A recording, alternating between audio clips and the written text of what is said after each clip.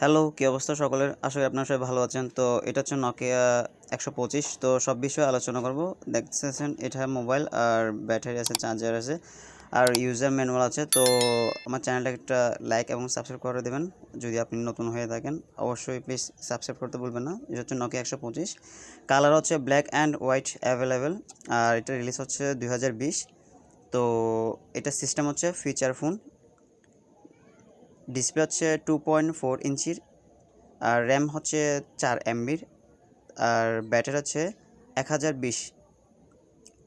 CPU নেই, CPU কি দিছে এটা উল্লেখ করে নেই। এসডি কার্ড নো, তারপর call recorder no, LED flash light এটা আছে আর ভিডিও হচ্ছে নো, কারণ এটাতে ক্যামেরা তো নেই। লাউড স্পিকার ইয়াস, লাউড স্পিকার তো আছেই আছে।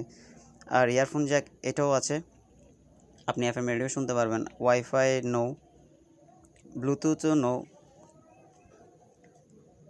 জিপিএস এটাও নাই। এনএফসি এটা তো একদমই নাই, এটা তো থাকবেই না। এফএম রেডিও এটা আছে।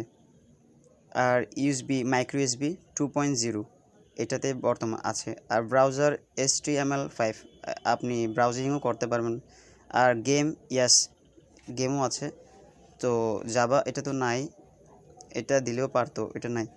আর মিউজিক MP3 প্লেয়ার, মানে MP3 প্লেয়ার এটা প্লে করতে পারবেন আপনি। আর এটা হচ্ছে তাদের অফিসিয়াল রেটিং পড়ছে 5.9। এটা ডিজাইনের দিক দিয়েও ঠিক আছে, পারফরমেন্সও ঠিক আছে, কানেক্টিভিটিও ঠিক আছে, ব্যাটারিও ঠিক আছে, ডিসপ্লে মানে ক্যামেরা থেকে সব কিছু ঠিক আছে এটার।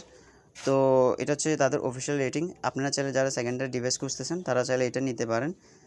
অবশ্যই আপনাদের জন্য বেস্ট একটা চয়েস হবে। আপনি চাইলে একটু ট্রাই করে দেখতে পারেন এটা। আর ব্যাটারি ব্যাকআপ খুব ভালো। আর কল রেকর্ডারও আছে, আপনি মানে কথা বলার জন্য এটা একটা বেস্ট একটা চয়েস হতে পারে।